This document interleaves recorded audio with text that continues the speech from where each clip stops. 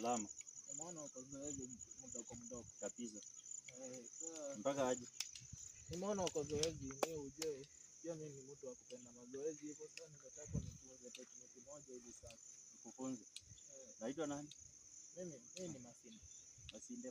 Masinde mgani? Kwa nasikia Masinde comedian. Sasa ndo mimi.